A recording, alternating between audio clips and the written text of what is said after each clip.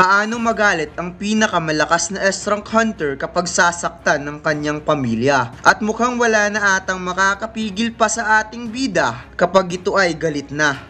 Matapos protektahan ng tatlong High Orc soldier si Jin-A laban sa mga Orcs, lumipat ang eksena sa nagiging raid ni Jinwoo. Napasigaw si Jongso sa kanyang mga kasama na ang kanilang kalaban na isang twin-headed ogre, kaya dapat silang mag-ingat. Nagsagawa ng pag-atake ang ogre towards Jongsu, habang si Jongsu ginamit ang kanyang skills upang gumawa ng malaking shield at mukhang tank classification ang guildmaster ng Night Guild since confident ito sa kanyang defense. Tinawag ni Jongsu si Yuntei for follow-up attack. Kaya kaagad itong tumalon sa weapon at tumakbo papunta sa itaas upang magsagawa ng matinding damage direkta sa ulo ng twin-headed ogre. Pagkatapos sumigaw si Yuntei for follow-up attack ng kanyang mga seniors, kaya kaagad inatake ang lower body nito habang nagsagawa din ng magic spell attack ang dalawa pang mage. Napabagsak ng kanilang grupo ang twin-headed ogre at na-realize ni Jongso na hindi talaga magiging madali ang raid na ito. Tinanong ni Jongso kung alam ba ni Jinwoo kung saan kilala ang twin-headed ogre. Sagot ng ating bida, isa daw itong Gravekeepers. Nagets ni Jongsu base sa kanyang experience na hindi sila magkakaroon ng problema sa boss. Instead, ang undead na nasa entrance dahil wala daw itong katapusan sa sobrang dami. Pagkatapos, unti-unting bumangon ang napakaraming patay at hindi talaga nagkakamali si Jongsu sa kanyang sinabi. Ngunit mayroon silang napansin sa ikinikilos ng mga undead. Instead na aatake ito sa kanila, ito ay umaatras na parang natatakot pa. Kaya nagtataka si Jinwoo kung ano ang nangyari. Akala daw niya isa itong pinakamahirap na E-rank gate. Biglang naramdaman ni Jinwoo ang hindi inaasahang panganib na ayaw niyang mangyari sa buong buhay niya. Kaya sinabi ni Jinwoo kay Jongsu na kailangan niyang umalis ngayon din dahil mayroong emergency na dapat niyang puntahan. Sinabi ni Jongsu na napakapanganib para sa kanila kung iiwan sila dito na walang S-rank hunter at alam daw yon ni Jinwoo. Inimungkahi ng ating bida na iiwan niya ang nag-iisang shadow na pinagkakatiwalaan niya, kaya hindi makapaniwala ang Night Guild sa kanilang nakita na kasama ngayon ni Jinwoo ang Ant King. At sinabi, since nakita nila ang Jeju Island raid, hindi na niya kailangan magpaliwanag pa kung gaano kalakas ang creature na ito. Sinabi ni Jinwoo kay Bero na protektahan niya ang mga tao at ang mga hindi tao siya na ang bahala. Nag-agree si Bero at nag-release ng napakalakas na magical energy na ikinagulat ni Yuntei at ang kasama nitong babae. Nagdagdag pa si Jinwoo ng 20 ant soldier at sobra na daw ito para sa isang high rank gate. Habang nataranta naman si Jongsu at Yerem matapos nagpalabas si Jinwoo ng mga shadow dahil aalis na daw ito. Biglang nag-serious mode ang ating bida at sinabing kaya naman niyang i-clear ang gate na mag-isa bago siya umalis. Ngunit unfair daw ito sa part bilang 50-50 na hatian. Kaya walang nagawa si Jongsu at Yerem kundi pagpapawisan nang nakita nila ang nakakatakot na mata ni Jinwoo. Napansin ni Jinwoo na 1 hour and 46 minutes ang hihintayin niya bago niya magamit ang Shadow Exchange. Kaya bumulusok sa takbo si Jinwoo na parang nakatorbo papuntang entrance. Tugon ni Yuntei kay Jongsu kung ano ang kanilang gagawin. Sagot ni Jongsu habang nakatulala, pag-iisipan ko muna. Kinuha ni Jinwoo ang dalawang dagger at nararamdaman pa daw niya ang signal ng shadow na inilagay niya kay Jin-A, ngunit masama talaga ang kanyang pakiramdam sa pwedeng mangyari. Nagulat ang ating bida dahil lahat ng undead na nasa entrance lumuhod sa kanya. Kaya naisip ni Jinwoo na baka natatakot ito dahil isa siyang high-class necromancer. Tumalon si Jinwoo at tinawag si Kaisel upang makalipad palabas sa gate. Samantalang nakita ng mga tao na mayroong lumabas sa gate na napakalaking creature at napagtanto nilang ito ay si Song Jinwoo. At kaagad inutusan ni Jinwoo si Kaisel na lumipad ng mabilis papunta sa kanyang kapatid. Sobrang ganda talaga ng 6-Eye Gojo t-shirt design natin mga lods at sobrang dami nang nag-order nito. Sino ba naman ang hindi gustong mag-order sa sobrang angas ni Gojo? At mayroon tayong bagong t-shirt design na i-release this month. Jujutsu Kaisen, Gojo X Sukuna at One Piece Sun God Nika. Kaya sa mga gustong mag-order, check nyo na lang ang link sa description o comment section. Lumipat ang eksena kung saan nahati ang mukha ng orc sa sobrang lakas ng tatlong high orc soldier ni Jinwoo. At kung iisipin ng tatlong ito ay mga general ni Tos nung nabubuhay pa. Hindi nahirapang talunin ng tatlong high orc shadow ang tatlong orcs, kaya hindi makapaniwala ang mga classmate ni Jin-A na iniligtas sila ng mga monster den. Hinanap ni Jin-ah kung nasaan si Jinwoo, ngunit napansin ng High Orc na parang may paparating kaya pinigilan niya ito at tinuro ang mga High Orc na papasok na sa kanilang classroom. Lumipat ang eksena sa loob ng Orc Dungeon. Nagpakilala ang dungeon boss na siya si Groktaro, ang chief ng Red Blade Tribe, at wala daw makakapigil sa kanya. Nagsumbong ang mga orcs sa kanilang boss na mayroong 3 high orcs na tumulong sa mga tao. Nagalit ang boss dahil sila daw ang mga mandirigma ng kanilang tribe, ngunit hindi nito kayang patayin ang 3 orcs lamang. Mga wala daw itong kwenta, kaya nakapag-decide ang chief ng orc na siya mismo ang papatay ng 3 high orcs. Lumipat ang eksena sa raid ni Jungsu. Takot na takot ang mga Night Guild at gusto na nilang lumabas dahil baka bumaliktad ang utak ng mga shadows, baka sila pa ang papatayin. Samantalang hindi pa tapos si Jungsu kakaisip kung ano ang gagawin. Kung uuwi daw sila, magmumukha daw silang talunan at iisipin daw ng mga tao na natatakot sila. Kaya nakapag-decide ito na magpatuloy na lamang. Biglang lumapit si Bero sa kanyang harapan at kaagad namutla si Jungsu sa sobrang takot. Habang pangiti-ngiti at pinagpapawisan, bigla itong nawala pagkatapos bumalik ulit at mayroon itong ibinigay sa kanya na sobra niyang ikinagulat na parang tinatakot siya ni Bero. Napansin ni Bero na napamove forward na ang iba kaya sumunod na rin ito, habang si Jungsu napatulala at napasabing okay lang daw siya. Pagkatapos pagtingin niya sa ibaba, ulo pala ng Death Knight ang ibinigay sa kanya. Isang highest beast rank monster na napatay ni Bero in just a seconds lamang. Kaya napangiti siya dahil hindi siya makapaniwala kung gaano kalakas ang Shadow Soldier ni Jinwoo.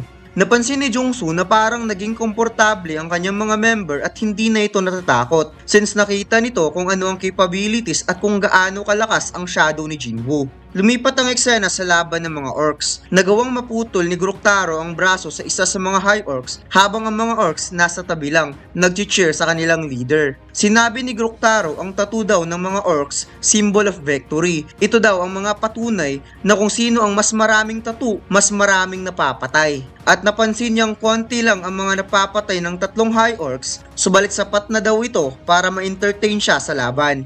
Nagsagawa ng atake si Groktaro habang biglang pumagitna ang isang high orc upang i-block ang kanyang atake at wika niya hindi na daw masama, ngunit hindi sapat, kaya ginamitan niya ito ng matinding puwersa upang tumagos ang kanyang sandata. Napansin ni Groktaro na parang naging usok ang High Orc pagkatapos ng kanyang atake at unti-unti itong bumabalik sa orihinal na anyo. Narealize ni Groktaro na ang kalaban niyang High Orcs ay isa lang magic spell at kahit gaano pa karami ang kanyang ataking gagawin ay wala pa rin itong kwenta. Biglang sumakit ang ulo ni Groktaro dahil sa boses na palagi nilang naririnig na kailangan nilang pumatay ng tao. Kaya nakapag-decide na ito na dapat tapusin niya kaagad ang laban at isa lang ang paraan. Dapat niyang mapatay ang sorcerer na kumukontrol sa mga High Orcs. Nakita ni Groktaro si Jin-ah na nasa tabi ng High Orcs kaya napagtanto niyang ito ang sorcerer na kumukontrol sa 3 High Orcs at inutusan niya ang kanyang mga tauhan na kunin ang babae since powerless pa ang 3 High Orcs dahil hindi pa ito nakapag-generate. Pinagtutulungan ng mga orcs ang 3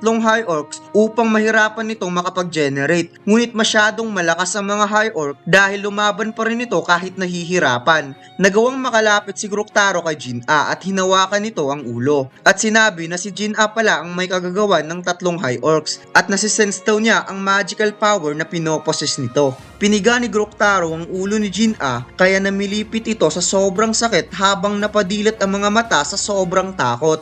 Biglang na-sense ni Groktaro ang kakaibang aura at nararamdaman niya ang napakalakas na bloodlust na nasa malayo at na-sense niyang papunta na ito sa kanya. Kaya nabitawan ni Groktaro si Jin-ah dahil nanginginig na ito sa sobrang takot. Mas lalong natakot si Groktaro nang nasa malapit na si Jinwoo dahil ang killing intent ng aura nito ay mas lalong lumalakas. Kaya sinabihan niya ang kanyang mga kasama na umatas na kaagad. Nagkaroon ng matinding pagsabog ang pagpasok ni Jinwoo at nakita ni Groktaro ang malaking creature at isang tao na may napakalakas na magical energy. Kahit natatakot si Groktaro, nagpakilala pa rin siya kay Jinwoo na siya si Groktaro, ang chief ng Blade Tribe. At wika ng ating bida, tumahimik ka, mag-antay ka lang dyan. Niyakap ni Jinwoo si Jin-ah at napaiyak ito sa sobrang takot habang humingi ng tawad si Jinwoo dahil huli na siyang dumating at makikitang namula ang ibabang parte ng mukha ni Jin-ah dahil sa ginawa ni Gruktaro. Sobrang galit na si Jinwoo at tinawag niya si Igris upang samahan si Jin-ah na bumaba kasama ang iba pang estudyante at mga shadows. Gamit ang pakpak at haba ni Kaizel, dumaan ang mga estudyante sa butas na ginawa ni Jinwoo upang makababa ito kaagad.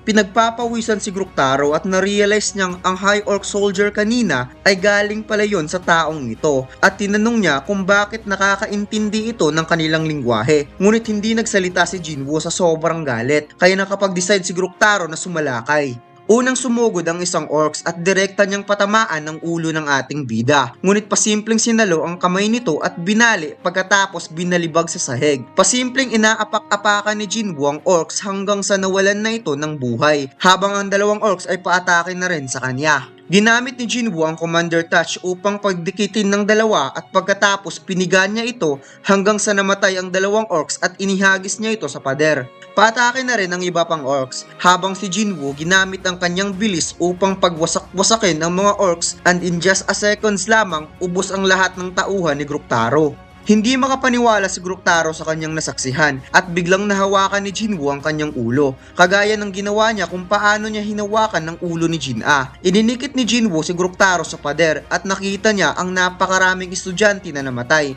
Tinanong ni Jinwoo kung bakit pinatay nila ang mga tao. Sagot ni Gruktaro na mayroon daw boses na nagsasalita sa kanilang isipan na papatayin nila ang mga tao. Tugon naman ni Jinwoo kung may boses bang nagsasabing patayin din siya. Humihingi ng tawad si Gruktaro habang napapaluha sa sakit ng paghawak ni Jinwoo sa kanyang ulo at na-realize ni Jinwoo na hindi talaga siya kinukonsider ng mga monster bilang isang tao. Sinabi ni Jinwoo hindi na importante kung papatawarin siya o hindi, subalit ipaparanas daw niya ang sakit na hindi pa nararamdaman ni Gruktaro. Lumipat ang eksena sa raid ni Jongsu. Nakarating na ang kanilang grupo sa kwarto ng boss at laking gulat nila dahil ang boss ay ang The Archlich at mayroon itong kasamang lampas 10 Death Knights. Wika ni Jongsu, sa lahat ng mga boss, ang Archlich ang pinakasikat sa lahat dahil inubos nito ang one of top 5 guild ng China, ang The Golden Dragon Guild. Kaya nagkaroon ng dungeon break. Buti na lang daw dahil kay Liu Zigang napigilan ang matinding catastrophic destruction. Ngunit napaka-imposible daw para sa kanila na talunin ito. Napansin ng kasama ni Jongsu na papunta na ang mga undead sa kwarto ng boss, kaya sinabi ni Jongsu isara ang pintuan. Ginamit ni Yerem ang kanyang skills, ang Holy Wall, upang ikandado ang pintuan at nag-aalala si Jongsu sa kanilang sitwasyon dahil nalagay sila sa panganib. Habang si Yerem ay sinasabing hindi niya kayang i-hold ng matagal ang pintuan. Naglalakad si Bero papunta sa boss at na-realize ng Archlich na isa itong Shadow Army. Tinanong ng boss si Bero kung bakit inaatake sila ng Monarch Soldier habang si Bero tumatawa lamang at sinabing pinili daw sila ng Monarch at siya hindi. Nagulat ang Lich at gusto daw niyang makipag-usap ng personal sa Monarch, ngunit bigla itong inatake ni Bero direkta sa dibdib at sinabing huwag ka nang magsalita dahil mamamatay ka na. Nalaglag ang Archlich at lumagapak ito sa floor habang pilit hinihila ni Bero ang puso nito at pagkatapos kaagad niya itong winasak. Nawalan ng kapangyarihan ng Lich kaya ang mga undead at death knights ay nagsisibagsakan na rin at official nang na-clear ng Night Guild at Ajin Guild ang high rank A-rank dungeon. Habang si Bero sumigaw na naman at nag-release ng magical energy. Hindi makapaniwala si Yuntei na kayang mag-clear ni Jinwoo ng isang high rank gate na wala ang kanyang presensya. Kaya inimungkahi itong subukan nilang i-recruit si Jinwoo sa kanilang guild. Tugon ni Jongsu, hindi nila kukunin si Jinwoo, kundi makikipag-alyansa lamang sila. Makikipag-alyansa ang bagong guild sa pinakamagaling daw na guild sa buong bansa. Walang iba kundi ang Night Guild. Tugon ni Yuntei na nagbibiro lang daw siya dahil sa tingin daw niya hindi naman kailangan ni Jinwoo ang kanilang tulong. Sagot ni Jongsu, nakakatawa daw itong si Yuntei. Kahit kayang i-clear ni Jinwoo ang high rank gate na mag-isa gamit ang kanyang summoning shadow, mayroon pa ring minimum number of hunter na dapat sundin kapag nagsasagawa ng raid at wala daw pwedeng lumabag sa rules na ito. Natuwa si Yuntei dahil makakatulong daw ito sa kanilang fighting power habang pinoprovidean nila si Jinwoo ng mga hunter galing sa Night Guild. At isa daw itong win-win situation sa dalawang guild. Sagot ni Jongsu, tama ka. Lumipat ang eksena sa school ni Jin-ah. Maraming umiyak na mga magulang dahil sa pagkawala ng kanilang mga anak, habang nagawa ng maipalabas ng mga hunter ang lahat ng bangkay ng mga estudyante. Samantalang nagkaroon ng meeting si Jinwoo at ng chairman sa loob ng sasakyan. 213 students ang nakaligtas sa simula ng dungeon break, habang 10 naman ang na-rescue sa loob ng building. Ipinakita ng chairman ang graph ng pagtaas ng gate na lumilitaw araw-araw at napakalayo ang itinaas nito sa nagdaang 6 na buwan. Wika ng chairman, the more maraming gate na lumilitaw sa iba't ibang parte ng mundo, dumadami rin ang mga taong nagkakaroon ng awakening upang ma-maintain ang balance ng mundo. Ipinakita ng chairman ang papel kay Jinwoo at ito ay official documents contract ng iba't ibang bansa katulad ng Russia, USA, France, China at kahit Middle East gusto nang kunin si Song Jinwoo. Kaya naaalala ni Jinwoo si Michael Corner na gusto siyang i-recruit bilang hunter ng US. Wika ng chairman, ang Hunter Association ay walang right para pigilan ang ibang bansa. Ang kaya lang nilang gawin ay itago ang kanyang background information at nakasalalay ang lahat sa desisyon ni Jinwoo. Natatakot ang chairman na ang bansang Korea ay hindi makaka-adapt sa pagbabago ng mundo since marami ng gate na lumilitaw. Nakarating na sila sa hospital kung saan dito dinala si Jin-a. Sinabi ng chairman na ibibigay niya ang lahat kay Jinwoo hanggang sa makakaya ng kanyang kapangyarihan bilang chairman, basta mananatili lang ito sa South Korea. Napakamot ulo ang chairman dahil 10 sana silang S-rank hunter ngayon, ngunit ang dalawa ay namatay at ang isa naman ay naging hunter ng US. Kaya sinabi ng chairman kung may kailangan si Jinwoo ay sabihin lang sa kanya. Napaduko ang ulo ni Jinwoo dahil mayroon siyang request. Gusto niyang pumasok sa high rank gate na siya lang mag-isa. Napagtanto ng chairman na gustong ipa-remove ni Jinwoo sa kanya ang rules ng minimum hunter per dungeon at ang authority na ito ay para lang kay Jinwoo. Kaya na-realize ng chairman na ito ang dahilan kung bakit gumawa si Jinwoo ng sariling guild. Tinanong ni Jinwoo kung mahirap ba ibigay ang kanyang request. Sagot ng chairman, hindi naman ganun ka-imposible. Kaya siya na ang bahalang tumarbaho nito. At dito lang nagtatapos ang ating kwento mga lods. Huwag mo sanang kalimutang mag-like, comment at mag-subscribe sa ating YouTube channel at mag-follow sa ating Facebook page. Salamat!